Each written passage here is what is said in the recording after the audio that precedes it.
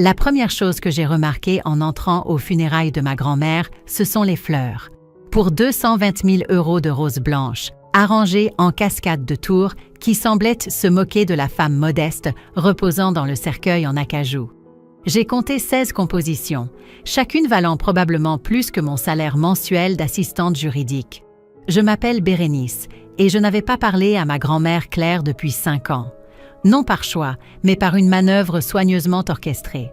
Ma cousine Solène se tenait au pupitre, épongeant ses yeux avec un mouchoir brodé à travers son voile de dentelle noire. Grand-mère Claire était tout pour moi, renifla-t-elle, sa voix portant dans le funérarium bondé. Elle m'a choisi pour perpétuer son héritage, pour prendre soin de sa maison bien-aimée, pour maintenir vivantes les traditions de notre famille. Je me suis sentie mal à l'aise, au dernier rang, observant cette performance. Il y a 2 semaines, Solène avait déjà emménagé dans la grande demeure victorienne de grand-mère, publiant des photos de sa nouvelle « Maison pour la vie » sur Instagram avant même que le corps ne soit froid. « Quel éloge touchant !» murmura bruyamment Catherine, la mère de Solène, à quelqu'un à proximité. Claire aurait voulu cela. Je me suis souvenue de la dernière fois que j'avais essayé de rendre visite à grand-mère à l'hôpital. L'infirmière m'avait arrêtée à la porte, me montrant un formulaire qui listait uniquement les visiteurs autorisés. Mon nom n'y figurait pas. Quand j'avais appelé mon père pour demander pourquoi, il avait dit que c'était pour le mieux et avait raccroché. Le directeur des pompes funèbres a fait signe à tout le monde de s'asseoir alors que Maître Ricci s'approchait du pupitre. C'était un homme grand, aux yeux bienveillants et à l'air sérieux. J'ai remarqué qu'il jetait plusieurs coups d'œil dans ma direction en remuant ses papiers. Avant de conclure cette cérémonie, commença-t-il, Madame Claire Holland a laissé des instructions explicites pour la lecture immédiate de son testament. Solène se redressa sur son siège au premier rang, lissant sa robe noire de créateur. Son mari, Raphaël, lui serra la main, tous deux arborant de légers sourires. La distribution est simple, poursuivit Maître Ricci. Le patrimoine, y compris la résidence au 14, allée des Érables et tout son contenu, est légué dans son intégralité à... Il fit une pause, me regardant droit dans les yeux. Sa petite-fille, Bérénice Holland. Le silence dura exactement 2 secondes avant que le chaos n'éclate. Le verre d'eau en cristal de Catherine lui glissa des mains, se brisant sur le sol en marbre.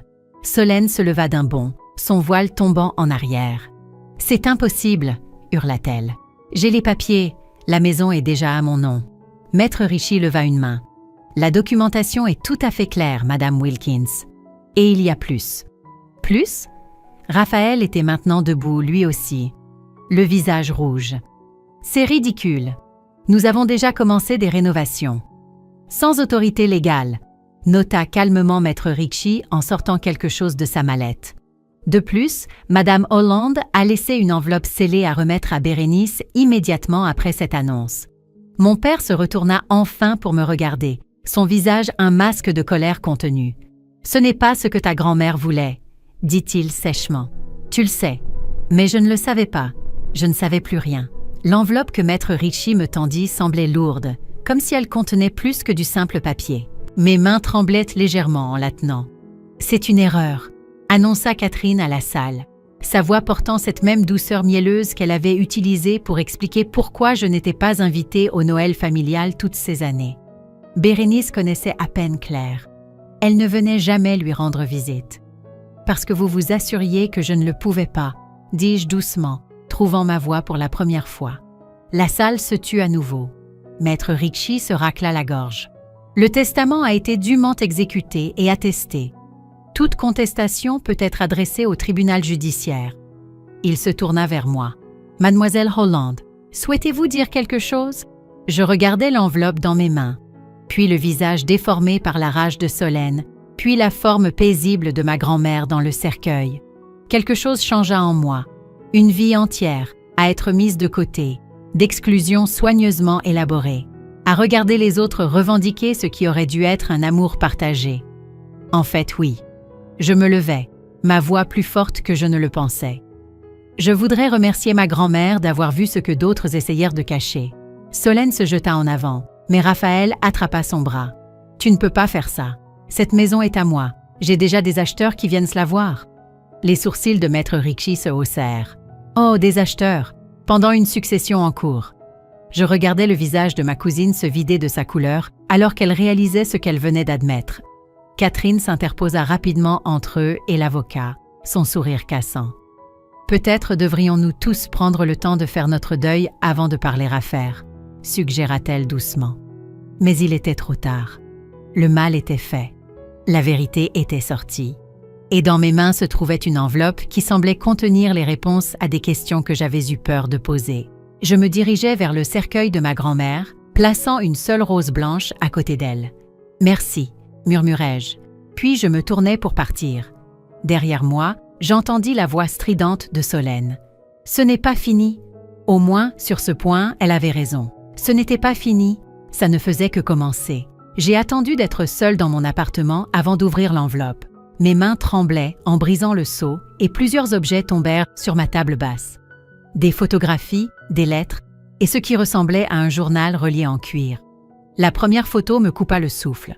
Elle montrait une réunion de Noël d'il y a 15 ans. Mais quelque chose clochait.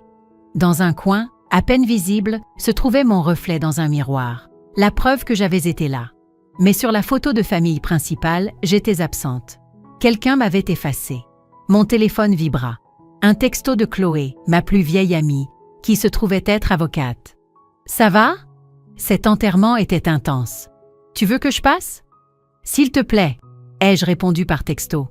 J'avais besoin d'un témoin pour ce qui allait suivre. En attendant Chloé, j'ai ouvert le journal. L'écriture élégante de ma grand-mère remplissait les pages. La première entrée que j'ai lue m'a serré la gorge. Elles ont recommencé. Catherine a donné à Bérénice la mauvaise heure pour le dîner de Thanksgiving.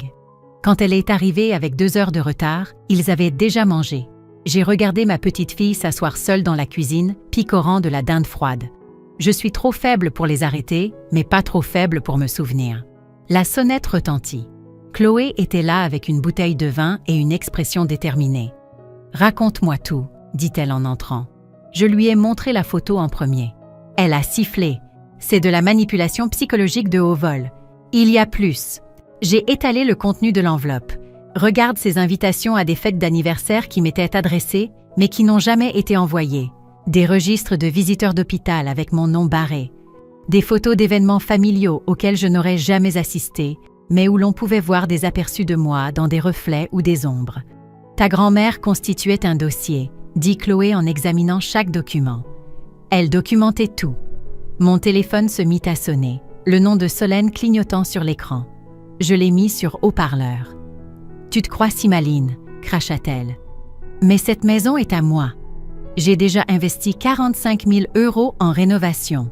Sans autorité légale, lui ai-je rappelé, en imitant le ton calme de Maître Richie. J'ai des papiers qui prouvent... »« Qui prouvent quoi ?» intervint Chloé. « Que vous avez emménagé dans une maison pendant une succession en cours. Que vous la montrez déjà à des acheteurs. » Il y eut une pause.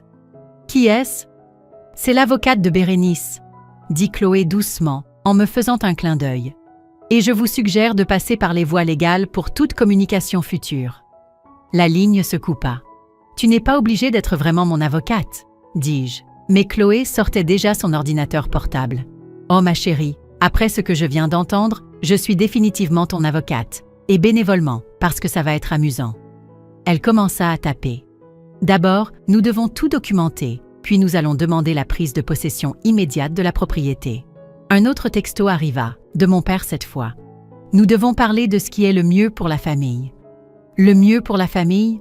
lut Chloé par-dessus mon épaule. Où était cette préoccupation quand il t'excluait systématiquement de toutes les fêtes? J'ai repris le journal de ma grand-mère, tournant à une entrée plus récente.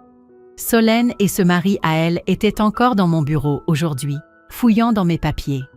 Ils pensent que je fais la sieste, mais je vois tout. Ils veulent tellement la maison, mais ils ne la méritent pas.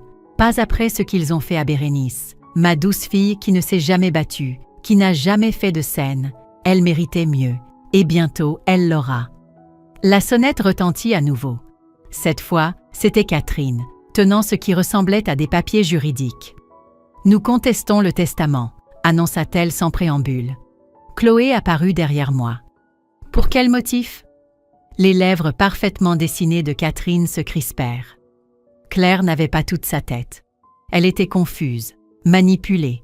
« Par qui ?» demandai-je. Je n'avais pas le droit de la voir. Vous vous souvenez, vous vous en êtes assuré. Espèce de petite ingrate. Catherine s'arrêta, composant sur son visage un masque de sympathie familier. Bérénice, ma chérie, pense à ce que tu fais. Cela va déchirer la famille. La famille est déchirée depuis des années, dis-je, trouvant de la force dans les mots écrits de ma grand-mère. Vous ne vouliez simplement pas que je le remarque. Nous verrons ce que les tribunaux en diront, lança Catherine en me tendant les papiers. Chloé les intercepta. Oui, nous verrons. Et je serai très intéressée d'entendre leur opinion sur les rénovations non autorisées et la tentative de vente d'un bien en cours de succession. Après le départ de Catherine, Chloé se tourna vers moi avec un sourire sombre. Ils ont peur. Ils savent quelque chose que nous ne savons pas encore. J'ai pris une autre photo de l'enveloppe. Celle-ci montrait Solène et Raphaël dans le bureau de ma grand-mère, fouillant son coffre-fort quand ils pensaient que personne ne regardait. La date était estampillée 2 semaines avant sa mort. Non, dis-je en brandissant la photo. Je pense que nous sommes sur le point de découvrir exactement ce dont ils ont peur. Chloé examina la photo et sourit. Oh, ça devient de mieux en mieux. Prête à reprendre ce qui t'appartient? J'ai pensé à toutes ces fêtes solitaires, à toutes les exclusions soigneusement orchestrées, à toutes ces années de manipulation psychologique. Oui, dis-je fermement, je suis prête.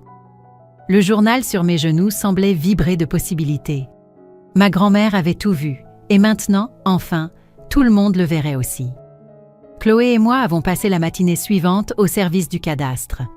Pendant qu'elle fouillait dans les documents de propriété, je continuais à lire le journal de ma grand-mère. Chaque entrée révélait davantage de la campagne minutieuse de la famille pour m'évincer. « Bordel !» murmura soudain Chloé, étalant des papiers sur le bureau. « Regarde ça !» Elle montra une demande de prêt hypothécaire datée de 3 semaines avant la mort de ma grand-mère. La signature de Solène figurait en bas en tant que propriétaire du bien. « Mais elle ne possédait pas la maison !» dis-je. « Exactement. » Chloé sortit son téléphone et commença à prendre des photos. « C'est une fraude. Ils ont tenté d'obtenir un prêt en falsifiant les titres de propriété. » Une voix familière derrière nous me fit sursauter. « Qu'est-ce que vous faites ici ?» Raphaël se tenait dans l'embrasure de la porte, son sourire d'agent immobilier vacillant en voyant les documents étalés devant nous. « C'est drôle, » dit Chloé sans lever les yeux. « J'allais vous poser la même question. » Il s'approcha, essayant de voir ce que nous examinions. Son visage devint pâle lorsqu'il repéra la demande de prêt. « Ce sont des documents privés, » dit-il rapidement. « En fait, » corrigea Chloé, « ce sont des archives publiques, y compris cette intéressante demande de prêt avec votre signature comme témoin. Vous voulez nous expliquer ?» Raphaël recula vers la porte. « Vous devriez arrêter de fouiner, pour votre propre bien. »« Est-ce une menace ?» demandai-je en me levant. « C'est un conseil, » lança-t-il avant de se dépêcher de partir. Chloé tapait déjà sur son ordinateur portable. « Je viens de tout transmettre au bureau du procureur. La fraude hypothécaire est un délit grave, tu sais. » Mon téléphone vibra. Un texto d'un numéro inconnu. C'était une photo de la maison de ma grand-mère, avec un panneau « Vendu » devant, daté d'aujourd'hui. « Ils essaient toujours de la vendre », dis-je en montrant à Chloé. « Il est temps de mettre un terme à tout ça. » Elle rassembla les documents. « Allons rendre visite à ta maison. » Nous nous sommes rendus à la grande demeure victorienne où j'avais passé tant d'étés d'enfance. Un panneau immobilier se dressait dans le jardin et à travers les fenêtres, je pouvais voir des gens se promener. Une visite libre en plein essor. Chloé marcha droit vers la porte d'entrée, ses talons claquant sur le porche. À l'intérieur, Solène parlait à un couple dans le hall. « Comme vous pouvez le voir, les parquets d'origine… » Elle s'arrêta en plein milieu de sa phrase en nous voyant. « Tout le monde dehors !» annonça Chloé d'une voix forte. « Cette visite est illégale, la maison est en cours de succession et sa vente n'est pas autorisée. » Les acheteurs potentiels semblaient déconfus. « Mais on nous a dit que la vente était déjà en cours, » dit la femme. « On vous a induit en erreur, » répondit Chloé en leur tendant sa carte. « Je vous suggère de contacter mon cabinet si vous avez signé quoi que ce soit ou versé de l'argent. » Le visage de Solène se tordit de rage alors que les couples sortaient. « Vous n'avez aucun droit d'être ici. »« En fait, » dis-je en sortant le testament, « j'ai tous les droits, c'est ma maison. »« Pas pour longtemps, » gronda-t-elle. « Nous avons déjà contesté le testament. Oui, à ce sujet, dit Chloé en sortant son téléphone. Ça vous dit de nous expliquer ces documents montrant que vous avez tenté d'obtenir un prêt en prétendant être propriétaire avant la mort de Claire. Le visage de Solène devint blanc. Ce n'est pas... C'est Raphaël qui s'est occupé de tout ça. Avec votre signature, ajoutai-je. Tu ne comprends pas, dit-elle, la voix brisée. Cette maison m'avait été promise. Grand-mère me l'a dit. Quand? L'interrompis-je. Pendant une de vos visites non autorisées à son coffre-fort? Ses yeux s'écarquillèrent. Comment est-ce que tu... Je lui montrai la photo datée de l'enveloppe. Elle tenta de la saisir, mais je la retirai. Tout ce que vous avez fait, dis-je doucement. Chaque mensonge, chaque manipulation. Elle a tout vu et elle a tout documenté. Tu bluffes, murmura-t-elle, mais ses mains tremblaient. Le téléphone de Chloé sonna. Elle vérifia et sourit. Le bureau du procureur aimerait vous parler, à vous et à Raphaël, demain matin. Je vous suggère d'amener un avocat pénaliste. Solène s'affaissa sur les escaliers, sa robe de créateur se froissant. Tu ne sais pas ce que tu fais. La famille ne te le pardonnera jamais. La famille? Je ris. La même famille qui m'a effacé des photos, qui m'a donné les mauvaises heures pour les fêtes, qui m'a empêché de rendre visite à ma grand-mère mourante. Nous la protégions, cria Solène. Tu as toujours été l'enfant à problème, celle qui ne cadrait pas. La seule chose qui ne cadre pas, intervint Chloé, c'est cette demande de prêt avec vos documents falsifiés. C'est un délit fédéral. Solène se leva, lissant sa robe avec des mains tremblantes. Ce n'est pas fini. Tu as raison, approuvai-je. Le bureau du procureur n'est que le début. Après qu'elle fut partie en trombe, Chloé se tourna vers moi avec un sourire sombre. On change les serrures? Je regardais autour de moi le grand hall, les photos de famille d'où j'avais été soigneusement retirée, les espaces qui contenaient tant de souvenirs d'exclusion et de douleur. Oui, dis-je. Et ensuite, je veux décrocher chacune de ces photos. C'est ma fille, sourit Chloé, déjà en train d'appeler un serrurier. Pendant que nous attendions, j'ai trouvé une autre enveloppe glissée sous un coussin sur le siège de la fenêtre. L'écriture de ma grand-mère sur le devant disait « La vérité fera surface ». À l'intérieur se trouvaient d'autres photos, cette fois de Solène et Raphaël, fouillant les papiers privés de ma grand-mère tard dans la nuit. Des documents étalés sur le sol de son bureau. La vérité faisait surface, en effet, et elle était sur le point de tous les noyer. Le serrurier a terminé à minuit. Je l'ai payé un supplément pour installer un système de sécurité complet avec des caméras. Alors qu'il partait, je me tenais dans l'embrasure de la porte de ma nouvelle maison, me sentant à la fois puissante et incertaine. Mon téléphone s'est allumé avec un message de Chloé. Le bureau du procureur a appelé. Ils avancent vite sur ce dossier. Réunion demain à 9h. J'étais sur le point de répondre quand des phares ont balayé les fenêtres de devant. Une portière de voiture a claqué, suivie du cliquetis de talons sur le trottoir. « Ouvre cette porte tout de suite !» La voix de Solène a traversé l'air nocturne. Elle martelait la porte d'entrée, faisant trembler la nouvelle caméra de sécurité. J'ai appuyé sur le bouton de l'interphone. « Il est minuit, rentre chez toi. »« C'est ma maison !» Elle a donné un coup de pied dans la porte. « J'ai des acheteurs qui viennent demain. Toute vente serait illégale, » lui ai-je rappelé. La maison est en cours de succession. « Tu te crois si maline ?» Elle a ri hystériquement. « Nous avons déjà encaissé leurs acomptes. » J'ai enregistré sa confession sur mon téléphone tout en composant le numéro d'urgence de la police que Chloé avait programmé. Solène a continué à fulminer. « Tu n'as aucune idée de ce que tu fais. Cet argent est dépensé. Raphaël l'a déjà utilisé pour... » Elle s'est arrêtée brusquement, alors que des sirènes de police retentissaient au loin. « Tu as appelé les flics ?» Elle a reculé de la porte. « Espèce de petite... Madame Wilkins. » Un policier s'est approché de sa voiture. « Nous avons reçu une plainte pour tapage nocturne. »« C'est ma maison » a insisté Solène, mais sa voix vacillait. Elle est entrée par effraction et a changé les serrures. J'ai ouvert la porte, tendant le testament et les documents de propriété que Chloé avait préparés. Je suis la propriétaire légale. Elle essaie de vendre la maison sans autorisation pendant la succession.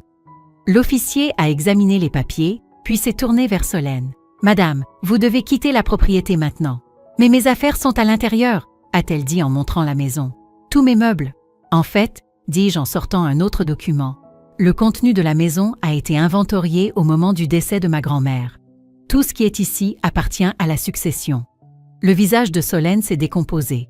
Tu ne peux pas faire ça. Ces meubles coûtent des milliers d'euros. Acheter avec quel argent? Ai-je demandé doucement. L'officier s'est interposé. Madame, dernier avertissement. Partez maintenant ou je devrais vous escorter. Alors que Solène retournait à sa voiture, elle s'est retournée et a crié « Catherine avait raison à ton sujet. Tu n'es qu'une petite garce vindicative. » L'officier s'est raclé la gorge bruyamment et elle est finalement partie, les pneus crissants. Mon téléphone a de nouveau vibré. Chloé. Je viens de recevoir un appel intéressant de la banque. Devine ce que j'ai trouvé? Je l'ai rappelé immédiatement. Ils ont essayé de contracter un deuxième prêt hypothécaire, a-t-elle dit sans préambule, en utilisant à nouveau les faux documents.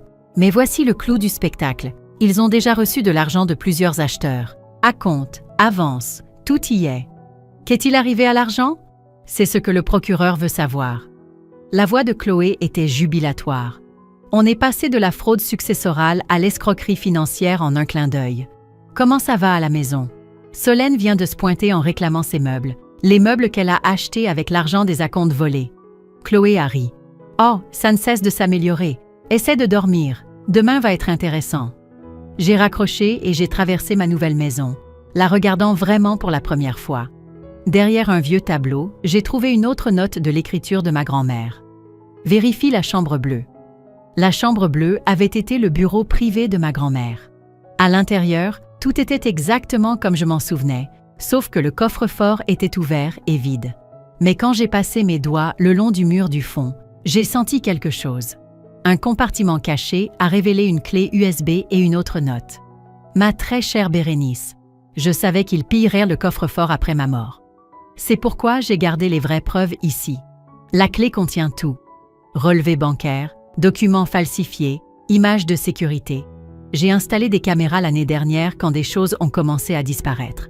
Ils pensaient que j'étais une vieille femme sotte. Ils avaient tort. Je t'aime, grand-mère. Mes mains tremblant, j'ai branché la clé sur mon ordinateur portable. Des dossiers et des dossiers de preuves sont apparus. Des vidéos de Solène et Raphaël fouillant des papiers tard dans la nuit. Des captures d'écran de virements bancaires. Des photos d'eux faisant visiter la maison à des acheteurs potentiels pendant que ma grand-mère était en soins palliatifs. Mon téléphone a sonné. Un numéro inconnu. Bérénice. Une voix d'homme grave a retenti. Ici l'inspecteur Dubois de la brigade financière. Nous avons reçu des documents préoccupants concernant votre cousine et son mari. Quand pouvez-vous passer? J'ai regardé la clé USB qui brillait encore dans mon ordinateur. J'ai quelque chose que vous devez voir d'abord. Ma grand-mère a laissé des preuves. Beaucoup de preuves. Il y a eu une pause, puis je suis là dans 20 minutes. J'étais assise dans le bureau de ma grand-mère, entourée par la preuve d'années de tromperie, et j'ai ressenti un étrange sentiment de paix. Ils s'étaient crus si malins, si prudents, mais ils avaient oublié une chose. Les personnes silencieuses voient tout. Et maintenant, enfin, tout le monde allait le voir aussi. L'inspecteur Dubois a passé 3 heures à examiner la clé USB, ses sourcils se haussant à chaque nouveau fichier. Quand le numéro de mon père s'est affiché sur mon téléphone, l'inspecteur m'a fait signe de répondre et a continué d'enregistrer. Bérénice. La voix de mon père était artificiellement chaleureuse. Nous devons parler, de père à fille. Après 5 ans de silence, je sais que les choses ont été compliquées. Il s'est raclé la gorge. Mais tu dois arrêter ce comportement vindicatif. La réputation de la famille? La réputation de la famille? Ai-je interrompu. Tu veux dire la famille qui m'a effacé de toutes les photos? Cette famille-là? Ce n'est pas ce qui s'est passé. J'ai les photos originales, papa, et les versions modifiées. Tu veux m'expliquer ça? Il y eut une longue pause. Catherine pensait que ce serait plus simple. Plus simple de prétendre que je n'existais pas. Tu es dramatique, dit-il sèchement. C'est exactement pour ça que nous avons dû prendre nos distances. Tu ramènes toujours tout à toi. L'inspecteur Dubois tapait rapidement, documentant chaque mot. Tu as raison, dis-je calmement. Parlons plutôt de Solène. Des demandes de prêts hypothécaires frauduleuses, des ventes de maisons illégales. C'est différent, balbutia-t-il. Ils essayaient juste de commettre une fraude fédérale. Une autre pause. Combien? Pardon? Combien pour que tout ça disparaisse? Sa voix était basse, urgente. Dis ton prix. L'inspecteur Dubois se pencha en avant, son intérêt piqué. « Tu essaies de me soudoyer pour que j'abandonne les poursuites pénales ?» demandai-je clairement. « Ne sois pas grossière », lança mon père. « Je propose de régler ça en famille. Comme tu as réglé ma relation avec grand-mère en m'interdisant l'accès à sa chambre d'hôpital. » « C'était pour son propre bien », criait-il maintenant. « Tu es toujours une source de perturbation. Tu causes toujours des problèmes. » « Le seul problème, dis-je doucement, c'est que j'ai enfin la preuve de tout ce que vous avez fait. » La ligne se coupa. L'inspecteur Dubois arrêta son enregistrement. « Eh bien, c'était éclairant. Ça vous dérange si je garde cette clé USB comme preuve ?» Avant que je puisse répondre, mon téléphone a sonné avec une notification Facebook. Catherine avait publié un long statut. Mon cœur est brisé d'annoncer que les dernières volontés de ma mère adorée sont bafouées par quelqu'un qui la connaissait à peine. Ma fille a tout fait pour ma défunte mère, et maintenant elle est punie pour sa gentillesse. S'il vous plaît, priez pour notre famille en ces temps difficiles. La famille d'abord. Les commentaires ont afflué immédiatement. Tellement désolée que cela arrive. Prière pour la justice. Certaines personnes n'ont aucune honte. J'étais sur le point de fermer l'application quand Chloé a appelé. « Ne réagis pas au poste de Catherine », dit-elle rapidement. « Je viens de trouver quelque chose de plus gros. Tu te souviens des acomptes des acheteurs mentionnés par Solène? Ils ont disparu. » Disparu? Transférés sur un compte offshore. Raphaël les a déplacés la semaine dernière. On parle de grosses sommes, plus d'1 demi-million d'euros d'acomptes de plusieurs acheteurs. L'inspecteur Dubois, qui rassemblait encore ses papiers, leva brusquement les yeux. « Vous avez dit comptes offshore ?» J'ai mis Chloé sur haut-parleur et elle a expliqué ce qu'elle avait trouvé. L'inspecteur a sorti un carnet neuf. « On passe de la fraude locale au niveau fédéral », dit-il en écrivant rapidement. « Nous allons devoir faire appel à la brigade financière. » Mon téléphone a de nouveau vibré. Un texto de Solène. « J'espère que tu es contente. Raphaël vient d'être convoqué pour un interrogatoire. Tout est de ta faute. » Je l'ai montré à l'inspecteur qui l'a ajouté à son dossier de preuves. « Ne répondez pas », a-t-il conseillé. « Laissez-les s'enfoncer davantage. » Après son départ, j'ai de nouveau traversé la maison, regardant vraiment les photos de famille encore accrochées au mur. Sur l'une, j'ai remarqué un léger flou, là où j'aurais dû me tenir. Sur une autre, un espace gênant dans le positionnement du groupe, là où j'avais été effacée. Derrière un cadre, j'ai trouvé une autre note de ma grand-mère. Ils pensent que les apparences sont tout. Laissez-les continuer à le penser. La vérité compte plus que de jolies images. Mon téléphone n'arrêtait pas de s'allumer avec des notifications alors que le post Facebook de Catherine se propageait dans le réseau familial. Des parents éloignés dont je n'avais pas entendu parler depuis des années étaient soudainement des experts sur mon caractère, mes motivations, ma relation avec ma grand-mère. Puis un nouveau message est apparu, de l'ancienne voisine de ma grand-mère, Marguerite. « Bérénice, je dois te dire quelque chose. Solène faisait visiter la maison à des gens pendant que ta grand-mère était en soins palliatifs. Claire m'a demandé de ne rien dire. Elle avait peur de la confrontation dans ces dernières semaines, mais elle m'a laissé une lettre à te donner. Pouvons-nous nous voir ?» J'ai immédiatement envoyé un texto à Chloé. D'autres preuves arrivent. Grand-mère a aussi laissé des lettres aux voisins. Sa réponse fut rapide. Elle a vraiment pensé à tout. Le procureur va adorer ça. J'ai regardé par la fenêtre la pelouse manucurée, me souvenant de tous les étés où je n'avais pas eu le droit de venir. Toutes les fêtes que l'on m'avait dit annuler, pour ensuite en voir les photos sur Facebook.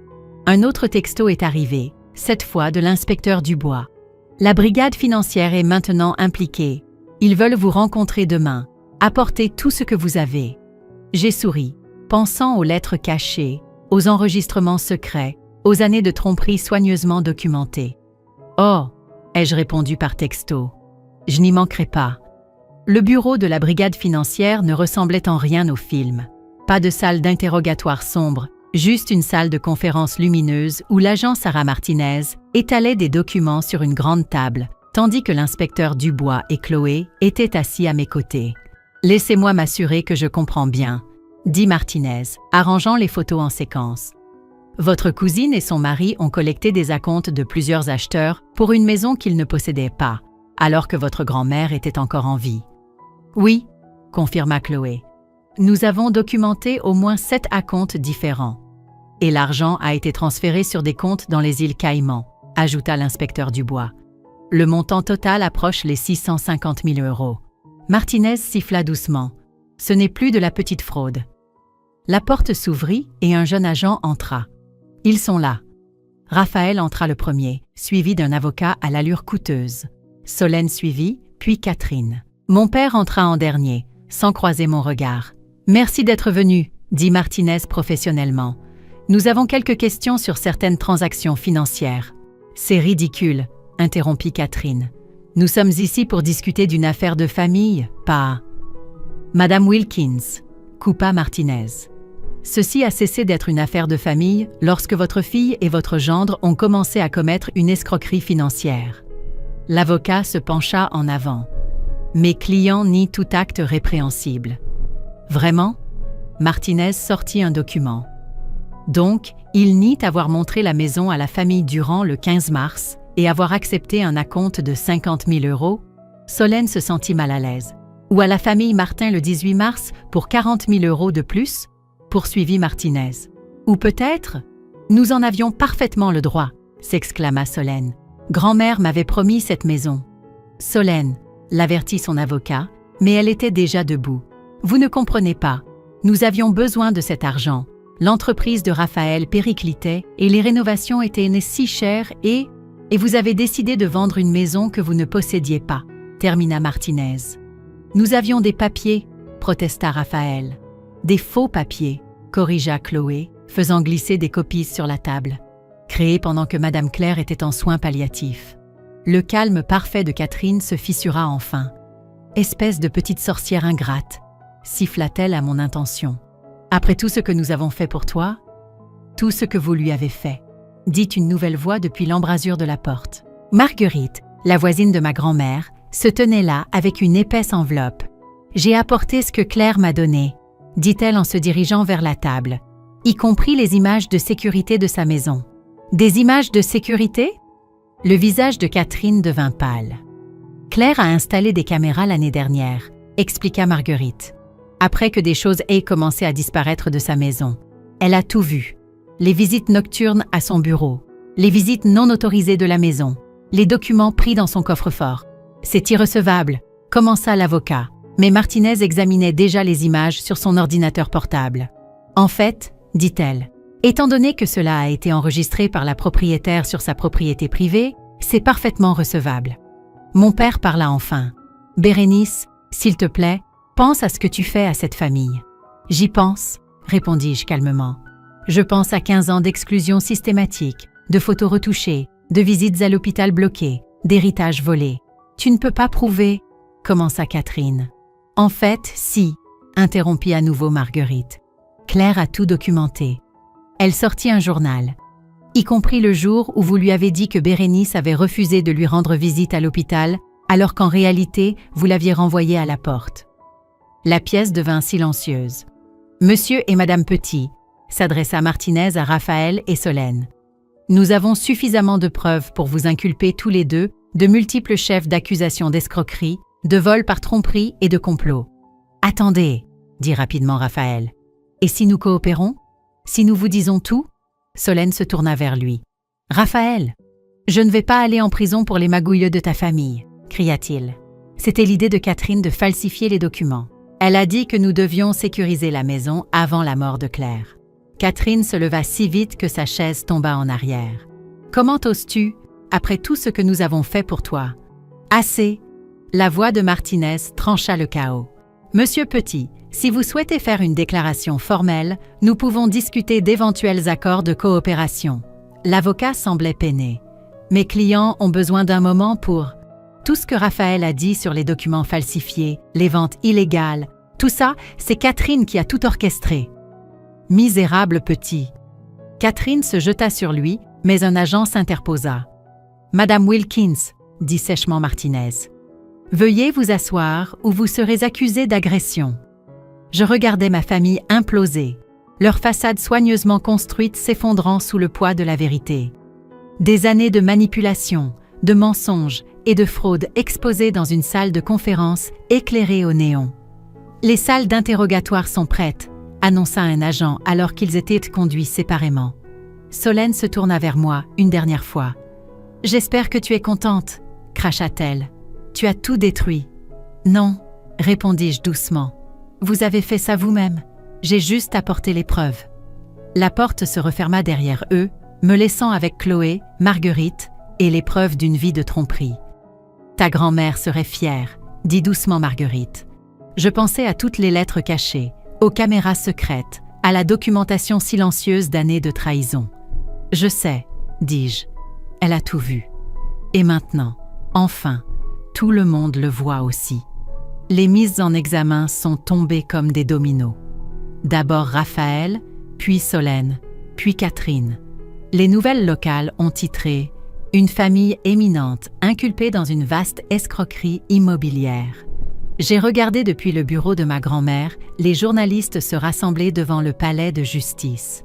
À l'écran, Raphaël sortait menotté, son costume de créateur froissé par des heures d'interrogatoire. « Dernière minute », annonça le journaliste. Raphaël Petit a accepté de témoigner contre sa femme et sa belle-mère en échange d'une peine réduite. Des sources indiquent qu'il a fourni des preuves détaillées d'un complot de plusieurs années. Mon téléphone a vibré avec un texto de Chloé. Vérifie tes emails, tu dois voir le dernier coup de Catherine.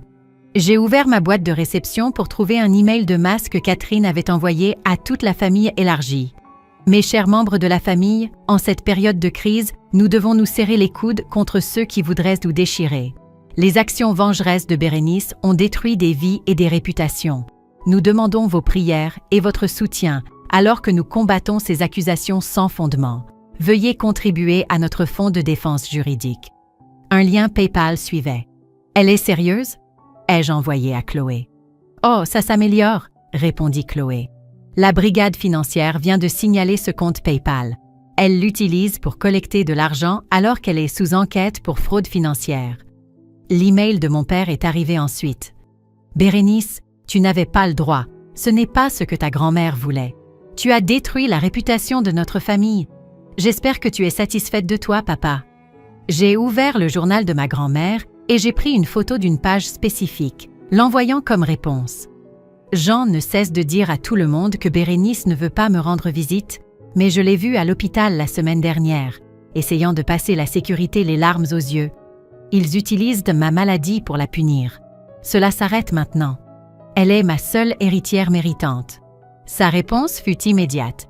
Ces journaux étaient privés. Comme les photos de famille dont tu m'as effacé, ai-je répondu. La sonnette retentit. Marguerite se tenait là avec une boîte de vieilles cassettes VHS. « J'ai trouvé ça dans mon grenier », dit-elle. Claire m'a demandé de les garder en sécurité. Ce sont des enregistrements d'événements familiaux, les versions originales avant le montage. Nous avons passé l'après-midi à les regarder sur le vieux magnétoscope de ma grand-mère. Me voilà à Noël, à 12 ans, avant qu'ils ne commencent à me couper. Me voilà à la fête des 16 ans de Solène, avant que Catherine ne décide que j'étais trop perturbatrice pour être invitée aux fêtes. « Regarde celle-ci », dit Marguerite en montrant l'écran. Claire a enregistré ça secrètement. Les images montraient Catherine et mon père dans la salle d'attente de l'hôpital. « Nous devons tenir Bérénice à l'écart », disait Catherine. « Si Claire change son testament. »« Elle ne le fera pas », répondit mon père, « tant que nous contrôlons qui la voit. » Mon téléphone a sonné. L'inspecteur Dubois. « Je pensais que vous aimeriez savoir, » dit-il. Raphaël chante comme un pinson. Il dit que Catherine a tout orchestré, des photos retouchées aux ventes frauduleuses. Il dit qu'elle planifiait ça depuis des années. Des nouvelles de Solène? Elle nie toujours tout, mais son avocat pousse pour un accord. Les comptes offshore sont le coup de grâce. La conversation de groupe de la famille a explosé de notifications. Catherine avait de nouveau posté. Ma fille chérie est persécutée pour avoir trop aimé sa grand-mère. S'il vous plaît, partagez notre GoFundMe. Chloé a répondu instantanément. Solliciter des fonds tout en étant sous enquête fédérale est un délit distinct. J'ai transmis ceci à la brigade financière. La conversation est devenue silencieuse. Un autre texto est arrivé d'un numéro inconnu. C'était une photo de la maison de ma grand-mère avec le message « Tu le regretteras ». Je l'ai transmis à l'inspecteur Dubois qui a répondu immédiatement. Tracé, ça vient du téléphone de Solène. On ajoute l'intimidation de témoins aux charges. Marguerite a touché mon bras. Il y a une dernière cassette que tu devrais voir. La dernière VHS montrait ma grand-mère assise dans son bureau, enregistrant un message. Bérénice, si tu regardes ceci, alors tout a été mis en lumière. Je suis désolée de ne pas avoir pu les arrêter plus tôt, mais j'ai pu tout documenter. Regarde, souviens-toi, et sache que tu as toujours été aimé. La sonnette retentit à nouveau. Cette fois, c'était l'agent Martinez. Catherine a de nouveau été arrêtée, annonça-t-elle. Surprise en train d'essayer d'accéder aux comptes offshore. Et nous avons trouvé quelque chose d'intéressant chez elle. Elle brandit un dossier de documents, des photos originales, non retouchées, me montrant à chaque événement familial la preuve de leur effacement systématique. Elle a gardé les preuves de ses propres crimes, dit Martinez en secouant la tête. Comportement narcissique classique. Mon téléphone s'est allumé avec un dernier texto de Solène. Mon avocat dit que je devrais dire la vérité. Je suis désolée, Bérénice. Maman nous a forcés à le faire. Tout. Je sais que ça n'excuse rien, mais je suis désolée. J'étais assise dans le fauteuil de ma grand-mère, entourée par les preuves qu'elle avait soigneusement collectées. Les cassettes, les photos, les journaux, des années d'observation et de documentation silencieuse, attendant le bon moment. Ta grand-mère, dit doucement Marguerite. Elle disait toujours que la vérité ferait surface comme la crème qui remonte à la surface. Je regardais le chaos se dérouler sur mon téléphone. Les arrestations, les confessions, la façade de perfection familiale qui s'effritait. Elle avait raison, répondis-je. La vérité fait toujours surface. Et parfois, pensais-je, elle fait surface avec des menottes et des accusations fédérales. Le matin de l'audience de détermination de la peine, j'ai trouvé une dernière enveloppe cachée dans le bureau de ma grand-mère. Le papier était frais, pas vieilli comme les autres. Une dernière lettre de Maître Ricci. « Chère Bérénice, votre grand-mère a laissé une dernière surprise. Venez me voir après l'audience d'aujourd'hui. Ricci. » Le tribunal était bondé de journalistes. Catherine, Solène et Raphaël étaient assis séparément avec leurs avocats. Mon père n'était pas venu. En matière d'escroquerie financière fédérale, commença le juge, ce tribunal a examiné les preuves et les accords de plaider coupable. Catherine regardait droit devant elle, sa posture parfaite enfin brisée. Solène n'arrêtait pas d'essuyer les larmes de son visage. Raphaël avait juste l'air fatigué.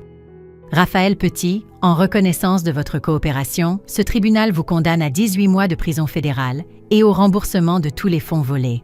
Il hocha la tête, acceptant la punition. Solène Wilkins, compte tenu de votre coopération éventuelle et de votre plaidé coupable, vous êtes condamnée à 36 mois de prison fédérale et au remboursement. Elle se mit à sangloter doucement. Catherine Wilkins, la voix du juge se durcit. En tant qu'orchestratrice de ce stratagème et compte tenu de vos tentatives de poursuivre des activités frauduleuses alors que vous étiez sous enquête, vous êtes condamnée à 72 mois de prison fédérale, plus le remboursement. C'est un scandale! Catherine se leva.